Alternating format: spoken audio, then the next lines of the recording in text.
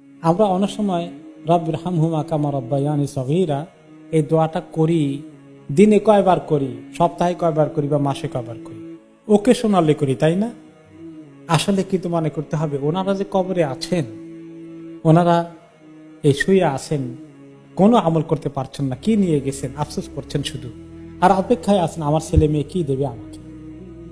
এই যে আপনি দোয়াটা করছেন, এটা যে তাদের কত কাজে লাগছে, আহা, তারা যে কত ইন্তজারে আছে, কারণ এই দোয়ার কারণে তাদের শান বাড়ছে। শান বাড়া মানে তাদের গুনাহ মাফ হচ্ছে। তো আপনি যতদিন বেঁচে আছেন এই দানটা তাদেরকে করতে পারবেন, আপনি মরে গেলে আর পারবেন না। এই জন্য বেশি বেশি করে তাদের জন্য দোয়া করি আমরা। আর দোয়াটা কখন বেশি কবুল হবে? যদি সন্তান নেক আমল বেশি করে।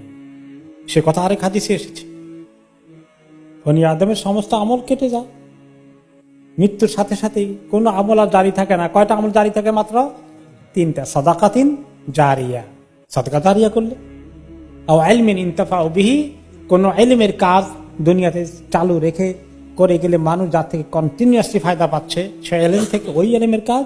আর 3 নম্বর, ওয়ালাদিন সালিহিন ইয়াদউ লাহু, ওই নেক সন্তান সালেহ, সন্তান নেক আমলে ব্যস্ত আছে, ওই সন্তানের দোয়াটা বেশি কবুল হবে।